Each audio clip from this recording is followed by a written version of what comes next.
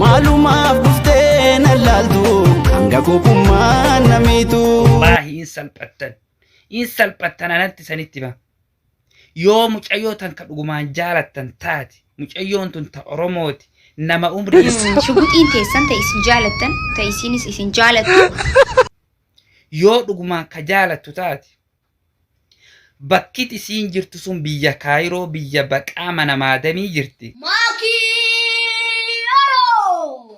Oromoo koo saba kabajamaa fi saba jaalatamaa Oromoo koo Oromooyyee isin jaaladha. Isin jaaladha dhugaa dubbachuudhaaf hedduun isin jaaladha ammallee irra deebisee isinin kabaja. Kana jaalatus, kana jibbus, kana qeequs, kana garagalchus hunda keessanuu I love you so much. Isinin jaaladha kabajamaa umrii dheeradhaa. Hamtuun isin arkin kana arrabsus hamtuun isin arkin kana jaalatus hamtuun isin arkin kana jibbus hamtuun isin arkini naaf jiraadha. Galatooma waa takka jechuu hin danda'u. Thanks so much. Galatooma. Gammanne jettanii dhiichifta. Maal gammaddanii salphattanii Oromoo? Wallaahi in salphattan anatti sanitti ba. Yoo mucayyoo tan ka dhugumaan jaalattan taate mucayyoon tun ta Oromooti nama umriin xiqqaati nama sammuu guddaa qabu nama fuula duraaf Oromoo fayyadu jettee jaalala isiif qabdu ibsattee isinin jaaladha jettee leenca meeqa buqqiftee itti erguu turte. Yoo dhugumaan ka jaalattu taate bakkit isiin jirtu sun biyya Kaayiroo biyya baqaa mana maadamii jirti. Nama umriin xiqqaa ka sammuun guddaa kana fuula duraaf akkin Oromoo fayyadu yoo barbaadde biyya faranjii ka Ameerikaa, Kanadaa, Awustiraaliyaa biyya guddatte geessi ispoonsara godhii fi ji'oota muraasa keessatti achirraa baasati.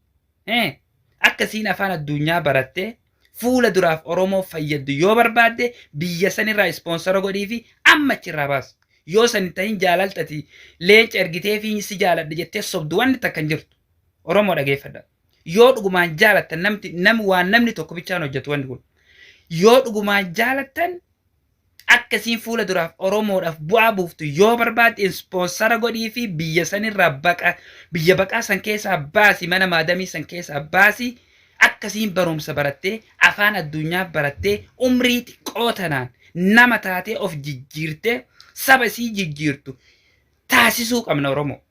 Yoo san tahin an biyya faranjii jira Kanadaa jira leenca 5-6 namatti erga jettee kijiba isiif TikTokit adda qoodata maalleen sun borrii dhuma torbaan tokko profaayilii irra keeyyata achi booda ni irraanfatta. Nussobina. Yoo akkasiin bu'aa Oromoodhaaf buuftu barbaadde ispoonsara godhii fi ji'a muraasa keessatti akkasiin Kanadaa, Awustiraaliyaa, Ameerikaa dhaqxee barumsa sii barattee umrii xiqqeenna kanaan bu'aa Oromoodhaaf buuftu taasisii siin jedha bakka. Maal armarraa sirbita? Hori hin sirbin armarratti. Footoo isiitiif olii gadi hin oofina. Yoo din dalaga jette akkana dalagi. Deemiti ispoonsara godhiif. Qoshaasha. Yaa bishee garbaa Oromiyaa.